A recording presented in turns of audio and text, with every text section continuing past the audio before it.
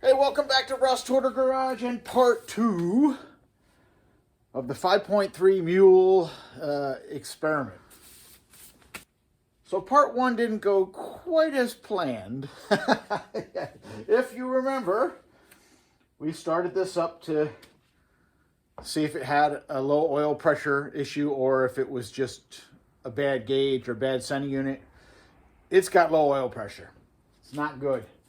So what I was going to do next was take the pan off and stuff and start trying to figure out the oil pressure system, or oil pressure issue, I should say. But the problem with that is if I take it apart and the bearings are wiped and it's just junk, it's going to be a parts engine and I don't want to work on it anymore. It's going to go in a corner. So I really want to try out putting a carburetor on one of these things because a buddy of mine wants one with a carb. And it'll be the first time for me, and I'm going to try to do it with the PCM that I just had on here and see if I can get it to run with a carb. So I haven't used a carburetor in a long time, but we're going to try it. So first thing I'm going to do is remove the intake manifold real easy on these. I think it's like 10 bolts, 8mm. Let's pop the intake off, and then I probably get to clean up some more grease. All right, so I think it's 10 bolts. Let's see. 1, 2,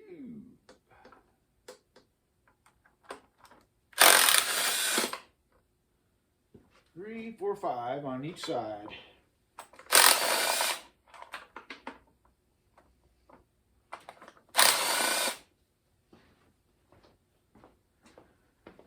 And this should be interesting.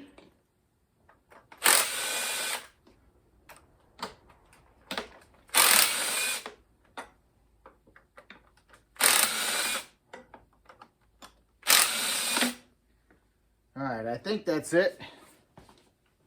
I think that's all it takes to get it off. I already have the brake booster line off. PCV line can get out of the way. Also got a fuel pressure rate. That can stay. Yeah, that's it. It's coming right off. Nothing to it. Oh, except for I forgot that. There we go. Valve cover. Knock sensors. Harness off of there. All right, there we go. All right, not too terrible, but as expected, you got oil in the intake ports. Every one I've ever taken apart looks like that. It's just a bad PCV system. And yeah, so I'm going to get the vacuum and clean this up a little bit, and then we'll come back and go to the next part. All right, here we go. First opening of an eBay cheap intake manifold for the carburetor. Why am I doing a carburetor? I don't know. I'm really just doing it for a friend of mine. I haven't used a carburetor on a build. I think 2011 was the last one I did. And that was, that's my 37 Buick that I have. And that is, got a small block in it with a carb and an HEI, and that's the last one I did with a carburetor. Ever since then, it's been fuel injection. But my buddy wants a carb because he's not quite sold on playing with fuel injection, and that's fine. I don't mind. But I also want to do this for myself because I want to see how easy it is to do, because I'm going to use, this looks pretty good actually, the same PCM that I just ran it on with the fuel injection. Well, it just neutered the tune, and we're going to put this on. Comes with O-rings and hardware, which is my only concern because this may not be permanent, and I hope I have can get O-rings for it. Now, one thing with this is listed for LS1 cathedral port, but these are rectangular port openings, obviously, but I don't know if there's a difference in bolt up. Like, would a square port intake not bolt up to cathedral port heads? I don't know. I don't know Gen 4. All right, so what I'm going to do is, I think this is petroleum jelly in this thing. It's ancient. But rather than put the O-rings in completely dry, I'm just going to put a little shine on them with the jelly. And that way, should go in here easy, which it is. And they're snapping right into the groove. Thing with O-rings is you don't want to roll them into the groove. You want to try to stretch them and get them to lay flat in the groove. If you roll them, there's a good chance you're going to have an issue. All right, well, first one's in. I'm going to hit all 8, and then we'll see you at the engine. All right, just putting the last one in. This port has a scratch across it, but it doesn't go across the O-ring, so it should be okay. So I just stretch the O-ring down. Little Vaseline or something on there helps a lot, because you don't want to tear an O-ring. O-ring fits into the machine groove nicely. All right, let's put it on. All right, let's put the intake on. The hardware comes with a 1/4-inch pipe plug that I put in the back to plug the brake booster port, because we're not going to need that. That's going to go to the back. Just sit on here.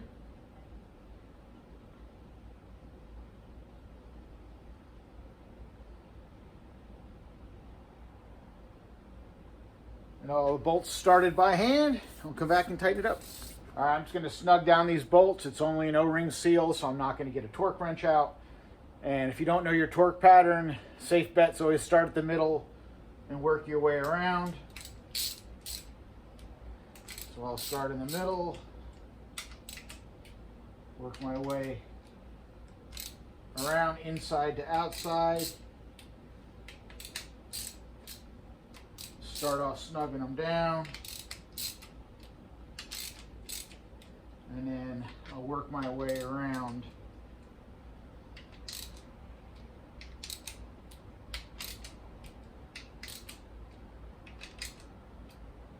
Don't want to crunch them too hard. It's just O-rings, and this hardware I don't really trust. So that's going to be good enough. All right, it's the next day because I had to do some digging. I haven't put a carburetor on an engine in a long time. So went digging through stuff that I have laying around, and I found a Holley. I had to check the list number. It's a 650 double pumper.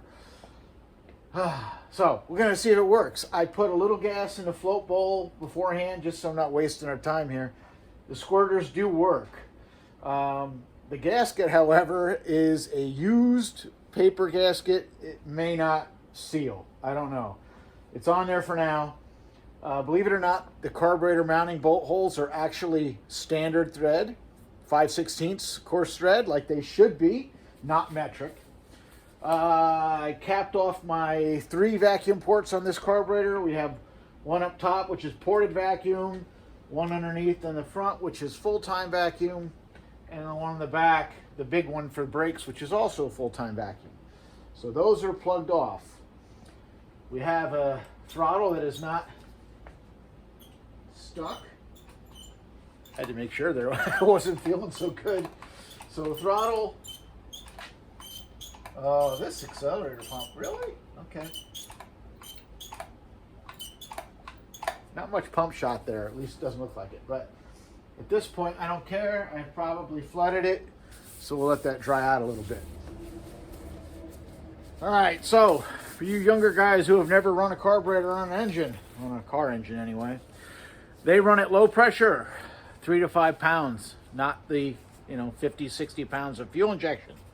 So I cannot use my fuel injection remote fuel system because I don't have a regulator to drop the pressure.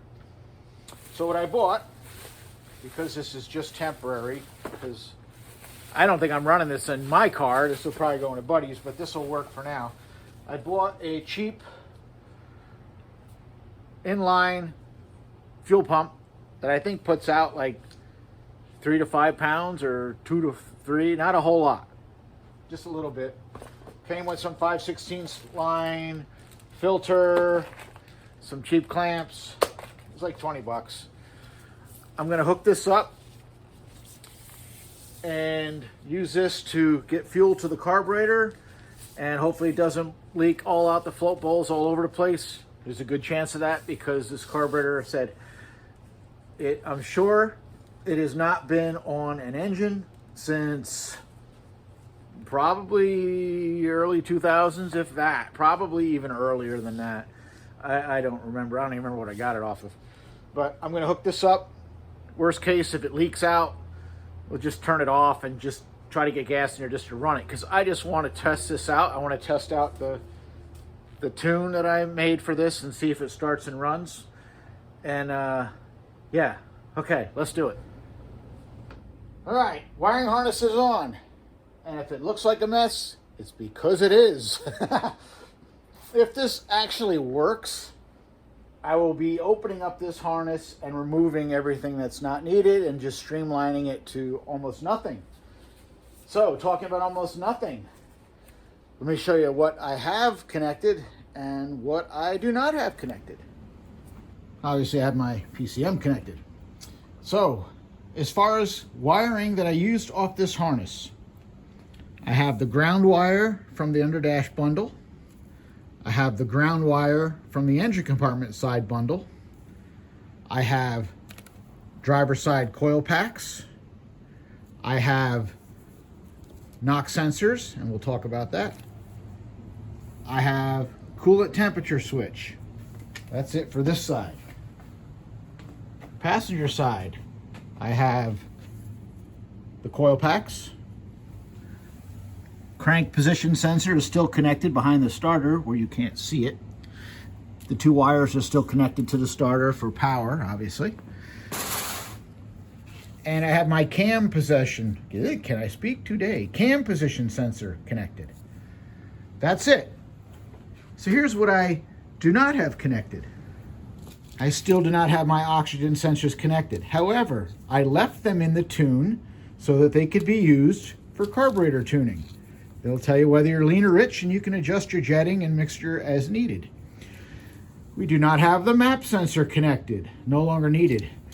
We have no injectors connected, no longer needed. We have, again, no O2 sensor connected here, no injectors connected on this side.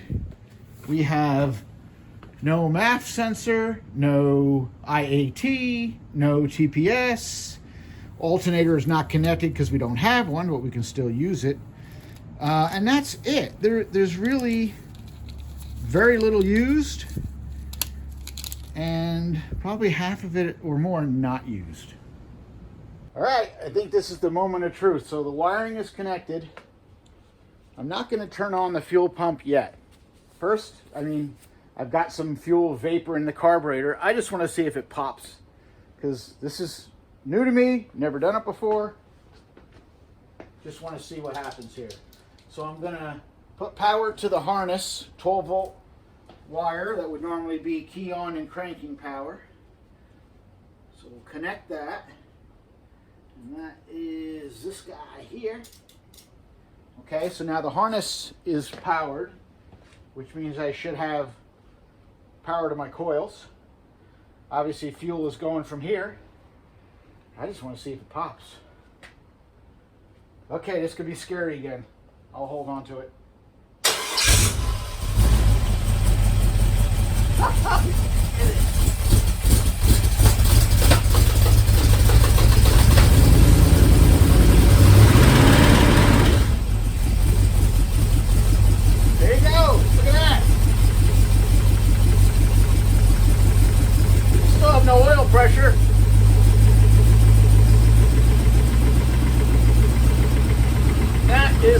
amazing.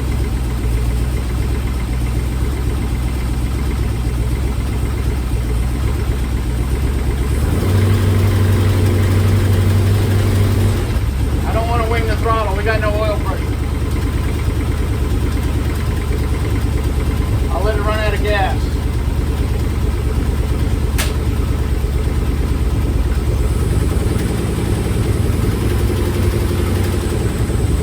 I haven't touched the idle mixture screws or anything. That carburetor is right off the shelf, probably 20 years or better.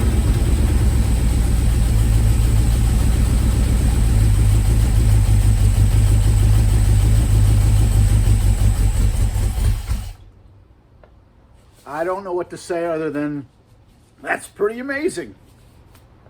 All right, should I turn on the fuel pump? We're gonna push our luck? Let's do it. All right, let's see. What do we got here? This is the ground, right? We got fuel. Where's my switch?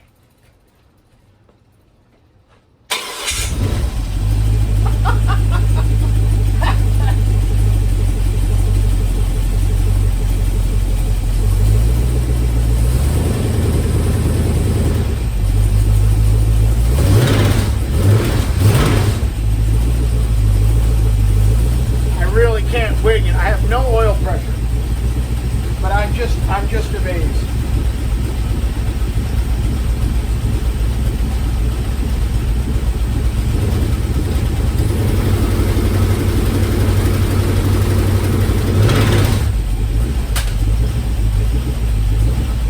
Oh, I got an oil leak.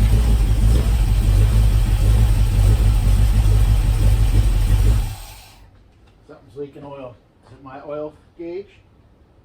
Yep, I broke my, that's why I had no oil pressure. I broke my fitting. Let me see if I got a fitting to fix that gauge and we'll come back. All right, I fixed my oil pressure gauge. So we must have had some oil pressure because oil leaked on the ground. Could I get lucky and could have that been a problem on part one and I have more oil pressure than I think I do or thought I did? Well, that would be really nice, but I don't think that's the case. We heard the valve train clatter in part one. All right, so I'm not going to turn on the fuel pump yet. I'm just going to hit the button. I have the harness ignition wire connected, which is laying on the exhaust, which is not good. Get that out of the way. I got to redo that. All right, ignition for the harness is now off the exhaust system. No need to burn it down. All right, let's see.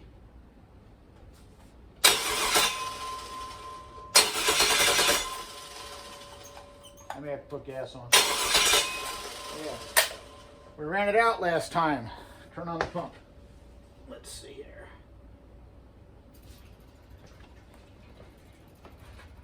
All right, we got fuel. Are we running out?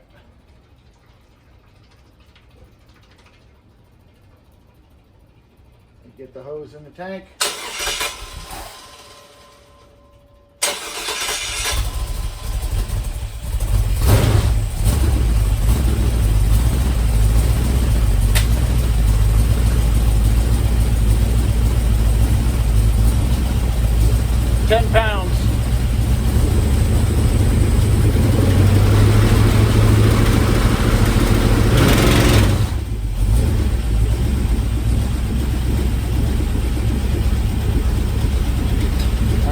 Back where we were, 10 pounds of oil pressure, unfortunately. So we are still going to have to take it apart. But it runs. All right, well, I have to call that a success. That was awesome. That's great. And my buddy's going to be very happy that he can do this. Well, that I can do it for him. I'm going to take this harness and cut it down, thin it out to just the 3 or 4 things we needed there, which were what? 2 ground wires, cam sensor, crank sensor, coolant temperature sensor. Like I said, in the tune, I left the bank 1 and bank 2 primary oxygen sensors on. They're not going to try to make any trim adjustments, but they'll be able, you could read them and get an idea if you're rich or lean, and adjust your jetting or your carb tuning based on that. So that's pretty cool. The other thing is I did leave the knock sensors installed and in the tune. So, you know, if you get into knock, it will pull timing. There's no reason to get rid of them unless you just don't want them. You know, I mean, you can see them now with this cover here with no intake covering it up. So if you don't like that, yeah, you get rid of it and put the plate on there and turn off the knock sensors. No big deal. Obviously, I turned off a whole bunch of stuff in the tune. All the injector stuff is turned off. All the timing addition type things, and I left the retard in for knock, but anything that would add timing is zeroed out. And I put in a pretty much linear spark table for this, just like if it was a small block or big block Chevy, you know, 10, 12 initial, and maybe LS don't need a whole lot, maybe 28, 30 degrees all in by, you know, probably 25, 2800, just like a regular small block or big block ignition advance curve. And it works. All right, so that'll be it for part 2. That was good. Now the next stuff may not be so good. We know oil pressure double confirmed. We got a problem. What's crazy about this, you know, I'm thinking about this. This is acting like a small block Chevy that the oil pump pickup fell off, and, you know, or is hanging it, and you're just not, you're sucking air.